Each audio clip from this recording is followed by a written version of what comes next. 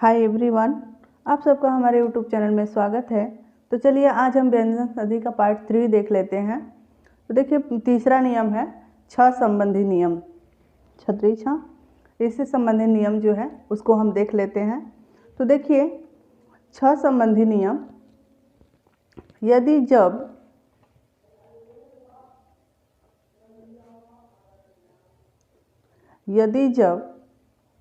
प्रथम शब्द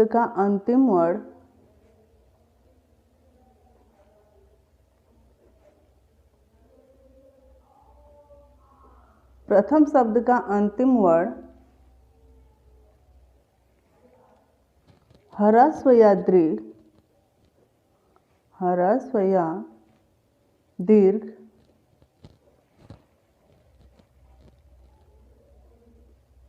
अ ई उ आए तथा दूसरे शब्द का प्रथम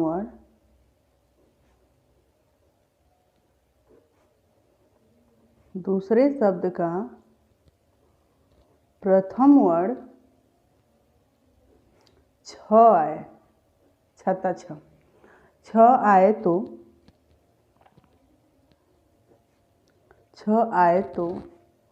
छ से पहले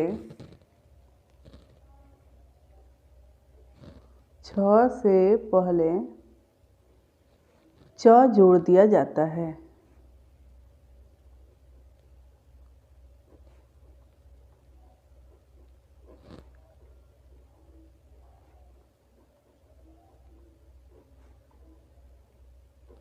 जैसे देखिए छ संबंधी नियम, यदि जब प्रथम शब्द का अंतिम वर्ण ह्रस्व या दीर्घ, तो ह्रस्व या दीर्घ कहने का मतलब ये है,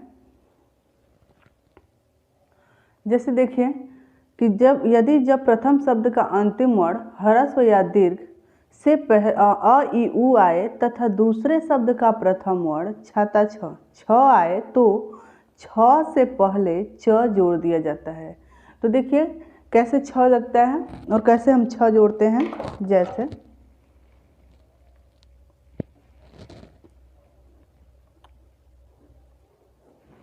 देखिए जैसे देखिए ये वी प्लस छेद। देखिए यदि जब प्रथम शब्द का अंतिम वर्ण ह्रस्व या दीर्घ अ यू आए, यहाँ जब ह्रस्व या दीर्घ बोला गया है तो सारे स्वर इसमें आ सकते हैं, कुछ भी आए सारे स्वर आ सकते हैं। तो देखिए जैसे कि इसमें ई आया हुआ है तो ई प्लस छ, दूसरे शब्द का प्रथम वर्ण छ आए तो छ आ गया दूसरे शब्द का प्रथम वर्ण, तो छ से पहले च जोड़ दिया जाता है। तो देखिए ये वी का तो वी वैसे ही रह जाएगा। और जब हम छः लिखेंगे, जैसे मान लीजिए यहाँ पे हम छेद लिख देते हैं, तो छ से पहले हम च जोड़ देंगे। जैसे देखिए यहाँ च में हलंत लगा हुआ है, ये आधा च है, इसमें स्वर नहीं है, ये पूर्ण व्यंजन है, शुद्ध व्यंजन है, तो यहाँ पे हम च लिख देते हैं। तो जैसे देखिए यहाँ पे कुछ नहीं करना है, यदि जब भी प्रथम शब्द का अंतिम वर्ण ह्रस्व या दीर्घ स्वर में अ ई उ आए, कुछ भी आए, मतलब स्वर में कोई भी स्वर आ सकता है, तथा दूसरे शब्द का प्रथम वर्ण छ, ये निश्चित रहेगा कि छ ही आए। छ, क्योंकि छ संबंधी नियम है तो इसमें छ ही आएगा, वो भी दूसरे शब्द का प्रथम वर्ण छ होना चाहिए। तो छ आए तो छ से पहले, तो जब हम संधि विच्छेद करेंगे तो इसमें कोई परिवर्तन नहीं करना है, न इसमें सिर्फ छ के आगे च जोड़ देना है। तो देखिए दूसरा नियम भी देख लेते हैं। चलिए दूसरा एग्जाम्पल देख लेते हैं। जैसे देखिए स्व प्लस छंद बराबर, तो देखिए यहाँ पे अ आया हुआ है, अ प्लस छ, ठीक।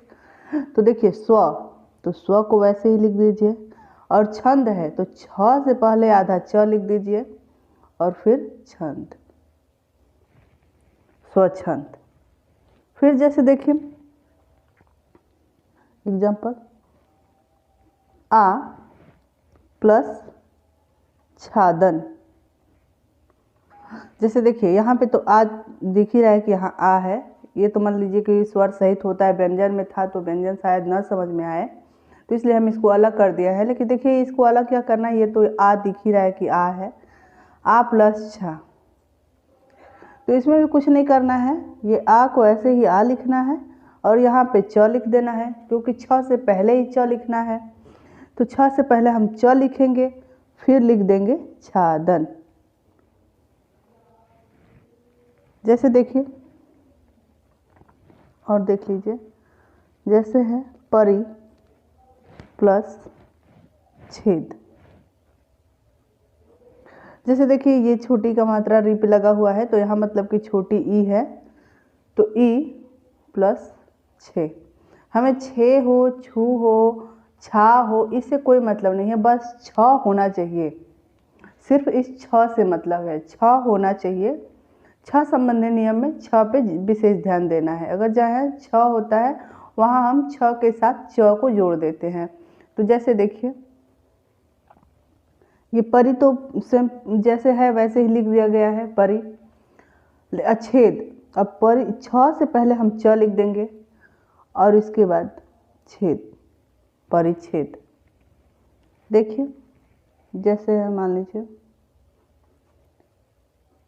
अनु प्लस छेद, तो देखिए यहाँ पे ऊ आया हुआ है, नु तो ऊ आया हुआ है, ऊ प्लस छ, तो देखिए जैसे कि ये है तो अनु, अनु को तो वैसे ही लिख देंगे, बस छ से पहले च लिखेंगे और अनुच्छेद कर देंगे। देखिए जैसे और है, और देख लीजिए, जैसे देखिए ये वृक्ष प्लस छाया, वृक्ष छाया, ठीक। तो छ तो ये तो उच्चारण करने में पता चल ही रहा है कि इसमें अ है, तो अ को हम अलग किए प्लस छ। यहाँ देखिए ब्री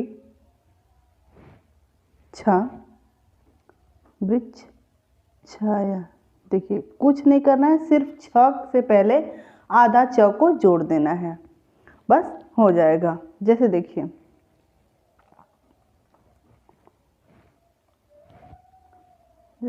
ये संधि प्लस छेद, तो इसमें तो ई दिख ही रहा है, ई प्लस छे, तो यहाँ देखिए ये संधि का तो संधि लिख दीजिए संधि, लेकिन छेद लिखने से पहले च आधा लिख दीजिए, उसके बाद छेद लिख दीजिए, बस। चलिए आगे हम त संबंधी नियम देख लेते हैं। तो चलिए त संबंधी नियम हम देख लेते हैं। तो देखिए त संबंधी नियम,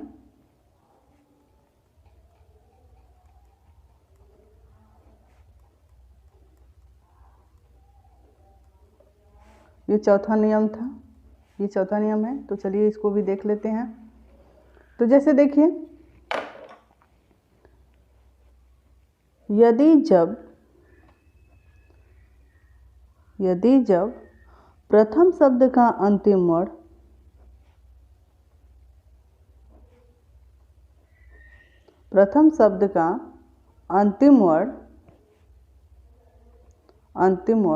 त हो, क्या हो, त, इसको ध्यान में रखिएगा, त हो, तथा दूसरे शब्द का प्रथम वर्ण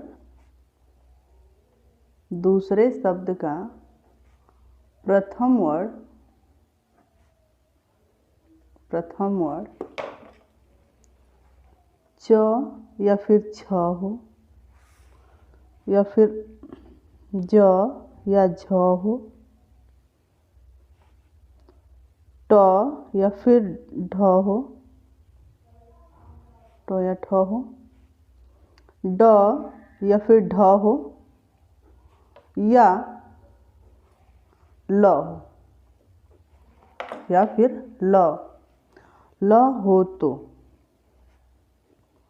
हो तो देखिए तक किस में परिवर्तित हो रहा है। तो देखिए त पहला है, जैसे मान लीजिए त प्लस च या फिर छ तो बराबर च होगा। जैसे देखिए इसका नियम, तो इसका देख लीजिए एग्जाम्पल। जैसे देखिए उत प्लस छिन, जैसे देखिए उत प्लस छिन,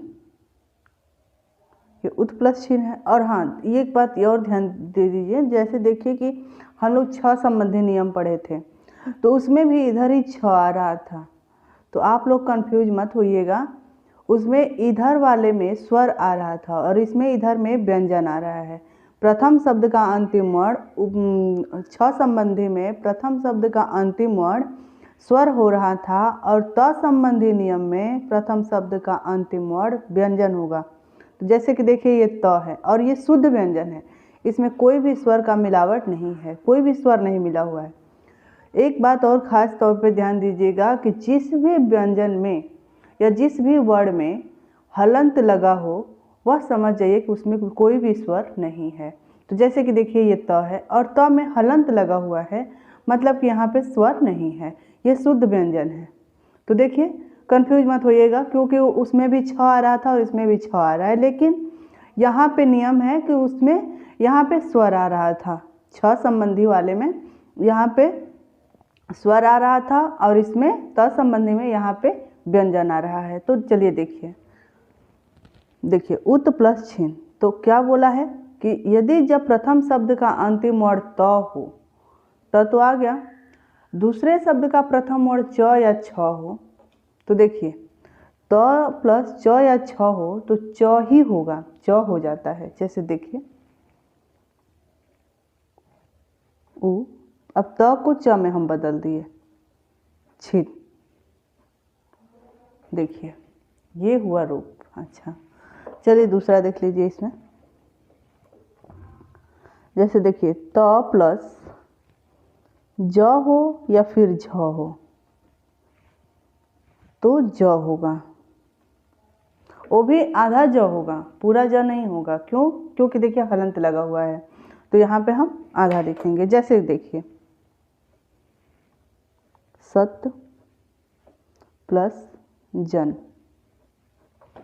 यहाँ देखिए जैसा कि हमने परिभाषा में लिखा वैसा यहाँ एग्जाम्पल में आया हुआ है। जैसे कि देखिए सत प्लस जन, तो ये त तो आ गया और यहाँ ज पे आ गया, तो ज या झ, अगर झ भी रहेगा तो ज होगा। तो देखिए ज है तो यहाँ हो जाएगा स, अब ये त ज में परिवर्तित हो जाएगा। देखिए यहाँ पे बोला जा रहा है कि ज हो जाएगा, तो वैसे ही स, और ये आधा ज है इसलिए हम यहाँ आधा त है इसलिए हम यहाँ आधा ज लिख रहे हैं, तो देखिए ज हो गया और यहाँ ज अन्ना सज्जन। जैसे देखिए और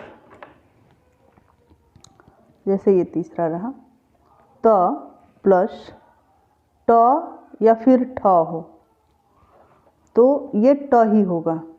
जैसे देखिए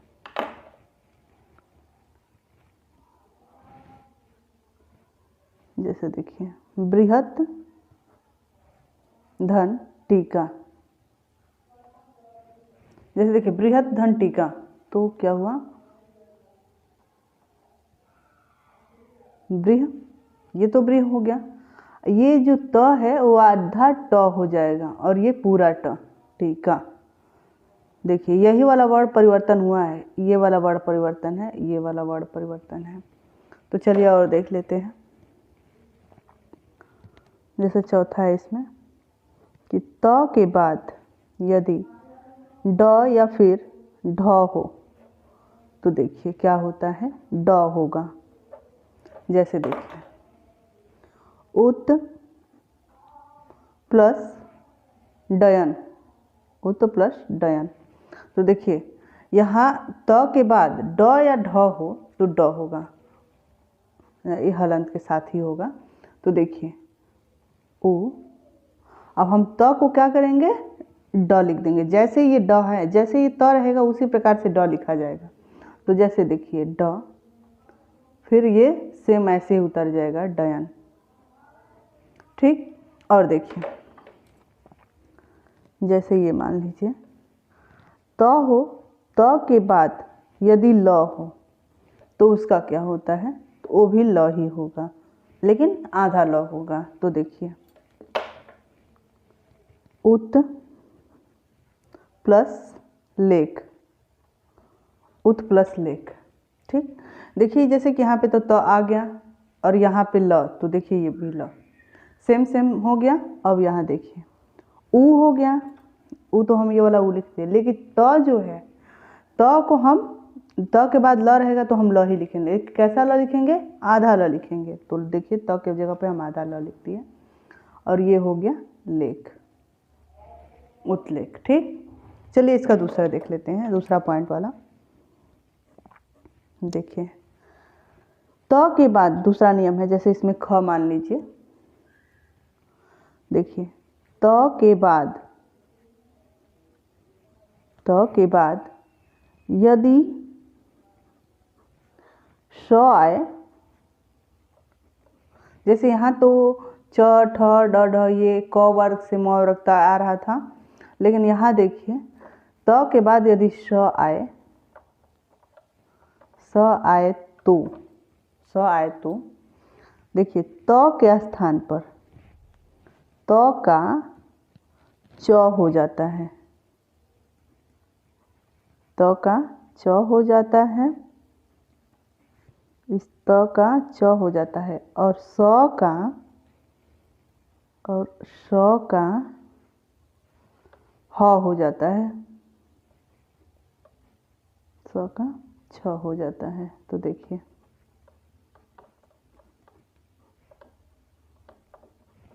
त के बाद यदि स आए तो त जो रहता है, प्रथम शब्द का अंतिम वर्ण में त जो रहता है, तो त का च हो जाएगा, त का च हो जाएगा, लेकिन जो स आए तो स का छ हो जाएगा। तो चलिए देखिए, इसके बाद इसका कुछ नियम देख लीजिए।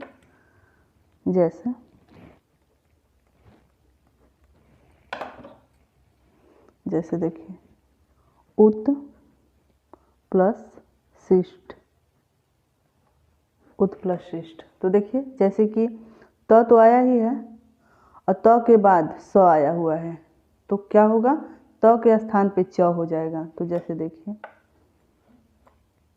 यह त के स्थान पे च हो जाएगा और प्लस स के स्थान पे छ हो जाएगा। तो देखिए क्या होता है, ऊ आधा छ भी हो गया, ये छी हो गया, जैसे कि सी है तो छी हो जाएगा, और सट,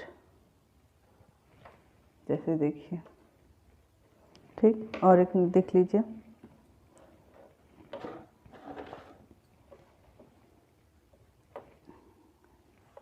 यहाँ देख लीजिए, इसमें तीसरा नियम जो है, मतलब ग मान लीजिए इसको, ये क ख ग। ठीक, देखिए जैसे ये है कि त के बाद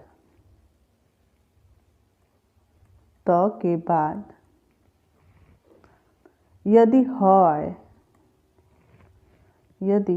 ह आए तो क्या आए, ह, और इसमें क्या था, श। ह आए तो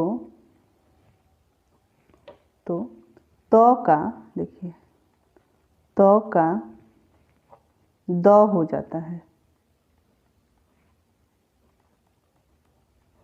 त का द हो जाता है, और ह का ध हो जाता है, ध हो जाता है। जैसे देखिए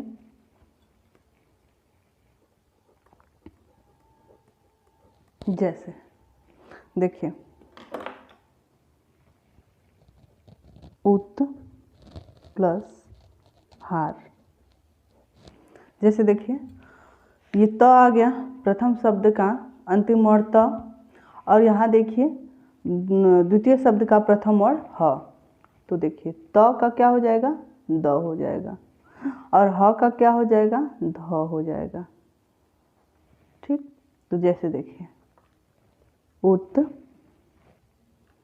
ये त का द हो गया उद, और हार का होगा धार, क्योंकि ह ध में बदल जाएगा, उद्धार हो गया। जैसे देखिए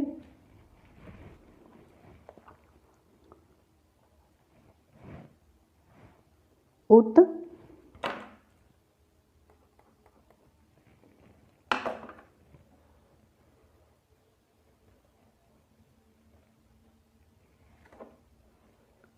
जैसे देखिए उत